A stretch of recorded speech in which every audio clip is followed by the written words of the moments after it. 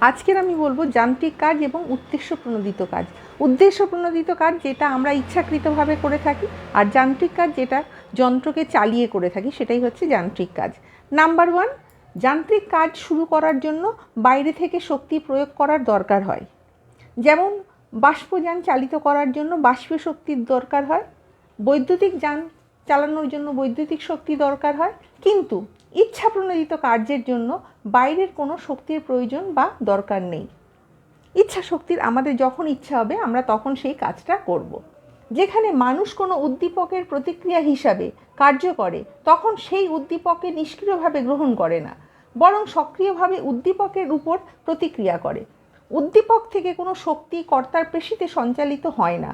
এই জন্য বলা হয় ইচ্ছা প্রণোদিত কাজ বাইরের শক্তি থেকে নিরপেক্ষভাবে ও স্বতন্ত্র ও স্বাধীনভাবে উৎপন্ন হয়।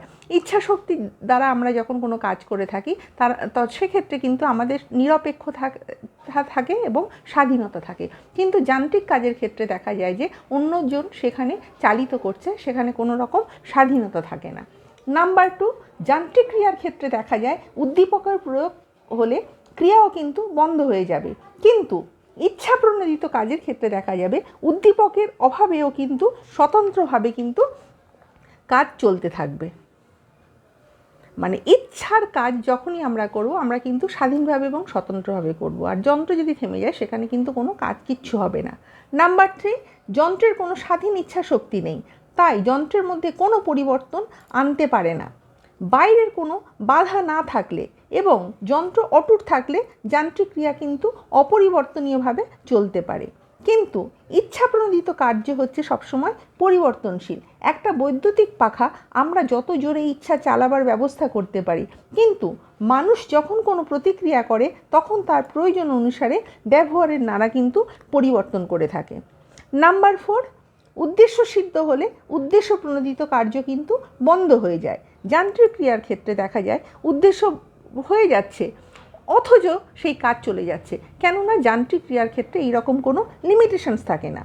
নাম্বার 5, উদ্দেশ্য প্রণোদিত কাজ আরম্ভ হবার প্রাক্কালে আমাদের কিন্তু প্রস্তুতির ভাব বা প্রিপারেশন বা একটা মেন্টাল সেট আপ কিন্তু হয়ে থাকে, কিন্তু যান্ত্রিক ক্রিয়ার ক্ষেত্রে প্রস্তুতির কোনো কিন্তু দরকার হয় না। অর্থাৎ আমাদের যখন ইচ্ছা হলো আমরা যন্ত্রটাকে চালালাম এবং যখন ইচ্ছা হলো আমরা যন্ত্রটাকে বন্ধ করে দিলাম। নাম্বার 6, উদ্দেশ্য প্রণোদিত কার্যের ক্ষেত্রে দেখা যায় একই কাজ বারবার করার ফলে নতুন অভিজ্ঞতার সঞ্চয় হয়, কিন্তু যন্ত্রের এই রকম কোনো ব্যবস্থা নেই। যতদিন না যন্ত্রের অবনতি হচ্ছে তাকে কিন্তু একই রকমভাবে কার্য করে যেতে হবে। কিন্তু মানুষের ইচ্ছার ক্ষেত্রে দেখা যায় আমার ইচ্ছা হলো কাজ করলাম, না ইচ্ছা হলো কাজ করলাম না, কিন্তু যন্ত্র তাকে সবসময় কাজ করতে হবে, কেননা তাকে অন্যজন পরিচালিত করছে।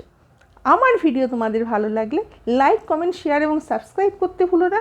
নেক্সট টাইম আরও একটা নতুন ভিডিও নিয়ে তোমাদের সামনে উপস্থিত হব।